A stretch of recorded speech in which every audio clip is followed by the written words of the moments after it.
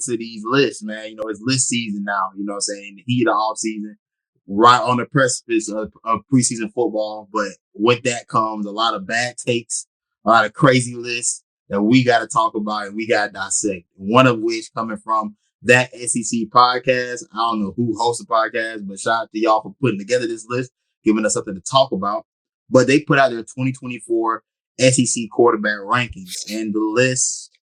We'll run through the list first, and then we'll give our breakdown on what we think about the rankings from that point. So 16 quarterbacks now that, everybody's been added to, the SEC. And the list goes as follows. They have Brady Cook from Missouri as number 1. Jackson Dart, Ole Miss, number 2. Carson Beck, Georgia, number 3. Quinn Ewers, Texas, number 4. Number 5, Jalen Milroe from Alabama. Number 6, Nico. I won't even try to butcher your last name, my boy, from Tennessee. Number 7, Graham Mertz from Florida. Number 8, Garrett Nussmeier from LSU. Number 9, Connor Weigman from Texas A&M. Weigman. Connor Weigman. That his name from Texas A&M. Number 10, Jackson Arnold, Oklahoma. Number 11, Taylor Green, Arkansas. Number 12, Lenore Sellers, the University of South Carolina. Number 13, Brock Vandergrift from Kentucky. Number 14, Peyton Thorne, Auburn. Number 15, Blake Shapen from Mississippi State. And number 16, Diego Pavia, Vanderbilt. You guys have the list in front of you. Let's get to it, man. What are we thinking? Do we want to start from the top or from the bottom? How we want to shake this thing up? I think that honestly, once you get past at least the top 5, is pretty much, I say, accurate in my way. But I feel like, I'm gonna just go out the rip. I think Quinn Edwards is the best quarterback in the SEC right now. At least this for me. I think he should be one. I think I haven't seen a lot of Brady Cook out of Mizzou, but Jackson Dart, he's really good as well. I think him being 2 is accurate. Carson being 3, I feel like Brady Cook should be 4, and Jalen Milroe is 5. And the only reason why I feel like Jalen Milroe is 5 because he had a spark. Obviously, he had that game against Auburn, as well, and you can't really judge off of that. So he had a good playoff run as well. But he didn't make the playoffs, but he had a full game. But yeah, man, that's just my take, man. You can't just bring in a new guy, have him at 4. That man number 1, man. That man was hooping in the 12 last year, man. Bring it to the SEC, man. But that's just me. I think Milroe did make the playoffs because Michigan stopped. Yeah, I lost to Michigan. Okay. So they did first round. All right. R.I.P. my boy, my bad. But yeah, man, I just honestly think, just from my stand, I just think Quinn is the best quarterback in the SEC this year. Just based on what he was coming off last year, and he's gonna transcend that over this year as well. We don't know how well he'll be, but that's just my take on it. I can agree with that. Hey, so what you feeling so far? I'm stuck between Carson Beck and Quinn Ewers as the best. I actually got Jalen Milroe at 3, and then put Jackson at 5. Only reason I say Milroe, he reminds me so much of Lamar Jackson in a way. Yeah, just I looked at Alabama spring game as well, and I noticed that his ball placement has got real better. I didn't take a look at Mizzou just yet. Brady Cook, I want to say he's actually 4. Yeah. To me, I'll put Jackson Dart at 5, Brady Cook at 4, Milroe 3, like I said. I'm stuck between Carson Beck, Quinn Ewers. All between Carson Beck is because he just finds a way to, even when he down, he just finds a way to win. I think he's just like an elite game manager, if you can call it, in a way. And I think he's just that. He's like the Brock Purdy. He reminds me of Brock Purdy. He's like Brock Purdy of the SEC right now. He's only because he's getting carried by us around him, but he know how to get the ball there. And he know how to find a way to win. So that's all that matters. Quinn Ewers, he'll win, but he's just not. Situation wise, I don't think Quinn Ewers can get Texas to the Natty. And Carson Beck has displayed that he can do that for Georgia. So I think I'm just rolling with Carson Beck as number one. I think Carson Beck should be number one, and then Quinn Ewers at two. So we all seemingly agree about who's in that top five, just about necessarily how they're placed. Ace, I'm with you. I got Carson Beck at number one. D, I got Quinn Ewers at number two. Number three, I got Jalen Milroe. Again, we agree there. Number four, I got Jackson Dart, and then I have Brady Cook. Like I said, for me, Carson Beck, in terms of a guy that made his first starts last year, I thought we saw growth by him towards the end of the year. I think some of a lot that's going to translate over to this upcoming season. I think he's a better quarterback prospect than obviously the previous guy was. Like, what was his name? What was the last year quarterback's name? Stetson Bennett. Yes, Stetson Bennett. I think he's a much better NFL prospect than Stetson Bennett. And I think you're going to see him rise up a lot of draft boards come this season. I think he's going to take a big step as a passer that we didn't get to see. And obviously Georgia plays a more run heavy style, so it's here and there. You have to kind of you got to kind of really dig into what Georgia's offense is in order to really see whether the quarterback is dictating the game or not. But I think Carson Beck is very much capable.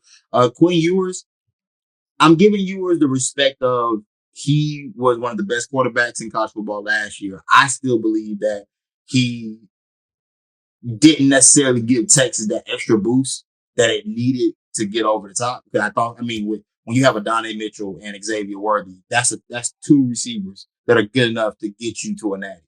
In my mind, against a Washington team that I don't know if any of us felt like Washington's defense was going to come out and be able to contain or hold that Texas offense in any shape, form, or fashion, but they were able to do enough. And I think Quinn Ewers not being the guy that is necessarily all the way there was what held them back. I believe that, another year, a team that's not going to be as loaded at the receiver position. He'll have Isaiah Bond from the University of Alabama that transferred. So he'll have some help. We'll see. But as of right now, I'll take him as the second best quarterback in the SEC. Milroe, and D, me and you talked about him a crap ton last year. We talked about how his growth as a passer was going to be imminent. Like there's no way they can make it far if he doesn't figure it out as a passer. I wonder in this offseason, has he figured out the intermediate game, how to be able to be accurate in that short intermediate game to make life easier on him and the offensive play callers? That's going to be the key. The deep ball is there. We all saw that. But if he's grown as a quarterback, like how he would need to in order to be able to come out to the NFL draft, then he's got the biggest upside of all these guys in the SEC at the quarterback position because of his running ability. Jackson Dart playing for Lane Kiffin, I'm giving him the note because Lane Kiffin's gonna put up numbers with whoever's at quarterback. Truly doesn't matter. But I do believe in Jackson Dart number 4. Brady Cook. I believe Brady Cook is the reason why Missouri couldn't have made the SEC title game last year. They had Georgia well within their sights, couldn't get it done. I believe the quarterback position is why you could not get that done. He is the guy that, to me, is clearly of that offensive group with the receivers that they've had, that they have, and the talent that surrounds. He's the reason why you can't get over the top. And I don't think he's improving that much to be able to push you into another conversation, even though I think Missouri quietly does have one of the most talented rosters in the conference right now. So there's that. But like you said, after number 5, it gets pretty open. We talk about Nico. I know Ace, your boy. You talk about him a little bit, man. You know you got love for them boys up there in the in volunteer country. I'm gonna be respectful, man. I'm gonna be respectful.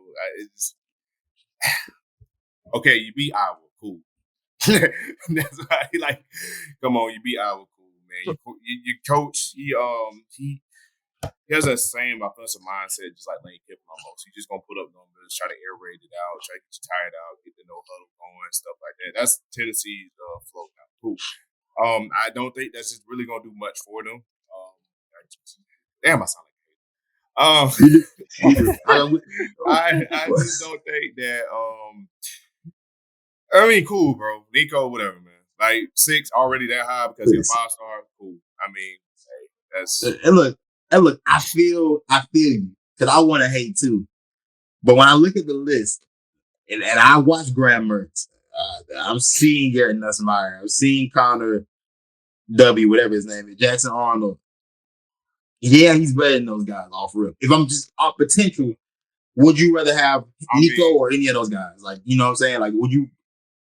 I mean, of course. I mean, he was five. He was a 5-star for a reason. I think Graham Mertz was a 5-star too, if I'm not mistaken. But he wasn't cutting at Wisconsin. Graham Mertz, honestly, I really don't think he's really Florida's best quarterback. I think Florida's best quarterback is DJ Lagway. That's who I'm surprised Napier not rolling with him, but I mean, I think he's gonna stay committed with Mertz. But I think he wants to stay committed too long. You said what now? He wants to stay committed to Mertz too long. I don't believe. If to keep his job, yeah, I don't. If DJ Lagway is show any ounce that he is ready to get on the field, then Napier need to go ahead and just pull the plug. Go ahead, send Lagway on out there. I personally think Mertz is better than Lagway. That's just me. Sidebar, I got a thought about Billy Napier that the hot seat that Shane is on. I think that's the seat Billy Napier is sitting on. Honestly, yeah, that's what I'm saying. Like, I'm noticing Shane having a hotter seat than Billy Napier. I'm like, that's wow, because Billy Napier is literally like he has the toughest. Florida has the toughest schedule. They have a gauntlet schedule, and that's a tough job. They expect to win. Whereas like South Carolina, the expectations are a little bit different. You know, we know the expectations are different here in South Carolina. Mm-hmm. Oh, he's not expected to keep going 6-6 and all. Right. And that don't cut it for Florida. But that's neither here nor there. We'll get to that another day. But I mean, yeah, I'll be honest, man. When we get to 6, the only quarterback I really know is Graham Mertz, the guy I've watched the most of. When we get to 8, 9, and 10, God, I have no idea who these guys are. I'll take. Okay, look, I know I'm being a homer. I know for a fact Lenore is better than Connor Wyman. Jackson Arnold, I have not seen much of. I haven't seen much of him. I don't even know who the hell Taylor Green is. I'm gonna talk about my boy Taylor Green. You know what I'm saying? I only know Taylor Green. Okay, go ahead. I only know Taylor Green because of where I work. We have a Boise station in the place that I work, and I've seen a bunch of Taylor Green kicking ball. Not going for kicking ball. Play for a good program in Boise State. I believe Boise State is one of those programs that if we're talking about what will be the quintessential feeder program of any of the Division I schools, Boise State would be that. He is a guy that does possess real ability as a passer.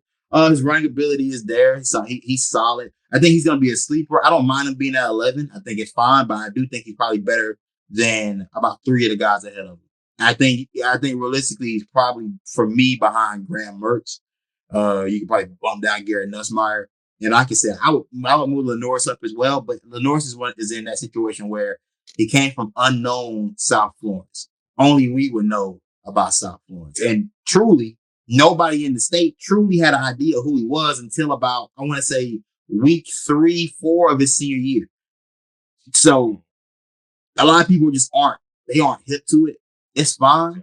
I'm perfectly okay with Lenoris being at 12 because trust and believe he's going to make up a lot of ground. And I think he's sitting somewhere around middle of the pack by the time he gets to the end of the season. If possibly I think him being at 12 is just where he needs to be because, like I said, he's coming in first year, and I think he's gonna climb the ladder towards the end of the year. This year. So I'm not saying he's gonna be. He might crack top 10. I ain't gonna lie, he might crack top 10. I think he can easily get top 10. Yeah, he'll get top 10. If not at 10, probably not. Like that's just my end of the year prediction for him. And, I haven't really seen a lot of camp stuff, but I've heard from guys who go over there say he's looking real nice. So he's like poised, he's more like calm and comfortable. So I mean, it only time will tell with him, but I think he's just right there at 12. Like just the right spot. O-line? Like, I hate to be sidetracked. What about the O-line? What you heard about that? That's just how the O-line. This is a quote. This is a quote from my boy. My boy James. He was like, "To be determined." That's what he said. That's what he said. He said, "To be determined." He ain't really saying they bad. He ain't really saying they good. He just saying to be determined. You know what I'm saying? Just gotta wait and see. Man, I feel like. If the O-line ain't that good, man. Hey, Lenoris, like, hey, Hey, go crack it, man. Hey, I'm You just, set I'm just yourself, getting hey, my you know, sources. hey, you set yourself up for this, bro. You ain't have to. Hey, We ain't have to hey, get this. We you ain't have ain't to had get to this get into information that. right now. Hey, We, to be we ain't have to get into that. determined, man. I mean, they could To be be good. You know determined. what I'm saying? Like I said, Yeah, we 50 we days. Hey, they got listen, 50 bro. days. They got We got 50 They figure it days, and out, man. we still in camp, man. I feel like I'm confident in the O line this year, but dog, when have we ever been confident in the O line the past, like, what, 3-4 years? Come on. Like, Right. and I ain't really trying to be a Let hater, it. but you gotta be realistic. Okay. Look, let's get to the bottom four of this list, man. Brock Vandergrift, couldn't tell you who the hell that is. Peyton Thorne, I am aware of his existence. Blake Shapen, Mississippi State, and Diego Pavia, Vanderbilt. I'll say this: if any quarterback from that bottom four can rise, I think it's got to be Peyton Thorne. The most seems to be the most capable that I saw. Um, Blake Shapen, Mississippi State. God, a lot with that program is just unknown based off of the things that they've had happen here in the past year and change. So, um, it's hard for me to say what I believe he'll be. I don't even, again, truly, I don't even know who he is. But if I had to pick any guy off of the bottom four of this list, Peyton Thorne is the most capable of being able to rise on this list. And I can see LSU drifting back into obscurity at the quarterback position now that we're post the Justin Jefferson, Jamar Chase era. We're getting a few years removed from that. They haven't seemed to figure it out that position, much like how it's been for the last really 2 decades. If you don't want to dig back through all the great receivers that they've had, they haven't had a quarterback to pair with it. So if I had to pick any quarterback that was going to really fall off the face of the earth, give me Texas A&M's quarterback and give me LSU's quarterback that'll fall down to the bottom four. If the most likely to fall to the bottom four of this list. Brock Vandegrift, I know that he's a Georgia transfer, so that's why you're getting a lot of hype. Okay. So I guess he wasn't gonna see no playing time with Carson Beck. So yeah, he just went on up there to Kentucky. Payne Dort, I know he's a Michigan State transfer that came in last year. Mm-hmm. Yep. Yeah, he must be good. Robbie Ashford, he the one transfer. Usually Robbie Ashford transferred to us. Blake Shapen, I don't know much about him. Diego Pavia, I think he's a transfer as well. They said he's pretty Yeah, decent. I heard he's pretty decent, if I'm not mistaken. he's from New Mexico Diego State. He Pavia. played New Mexico State last year. He transferred to Vandy. He played at New Mexico State? Yeah. Okay, and they knocked off Auburn. Blew out Auburn, actually. So, hey, Diego might be a sleeper here. 16, I want to say. Out of all of them, Brock Vandegrift, I don't know. He came from Georgia. Mike Bobo is their OC. I'm pretty sure we're familiar with Mike Bobo. So, I mean, hey, take what you want with that. Right, and I'm not giving it too much credence, personal, but I mean, which I don't understand how Georgia is that good with Mike Bobo OC, but I mean, maybe they just, I don't know. When you step the deck with blue chip guys all over the field, bro, it's hard to be bad. That's what I imagine. That's what I can only imagine. That's got to be what's happening when look at Will Muschamp. Will Muschamp's defenses are looking fantastic. Yeah, I think when you have a 5-star studded lineup throughout from top to bottom, I think that pretty much does the work, the majority of the work for you. There has to be some type of development there, of course, but a thought that popped into my head is that some of these Georgia guys aren't really developing into the league as well as many would think, but yeah, another conversation. Yeah. Neither here nor there. Neither here nor there. It is good in college. Get the NIL, then get a rest for driving. That's all. I ain't seen none of them linebackers. You know what I'm saying? N'Kobe Dean. You feel me? Jordan Davis. I ain't seen them boy get. You know what I'm saying? Nolan Smith. I can keep going down the list of guys that ain't really producing, but that's neither. Again, bro, I ain't hating, bro. I'm just speaking the facts. But that's really all we have for football today. Keep it light with football. Like I said, this is gonna be a light episode.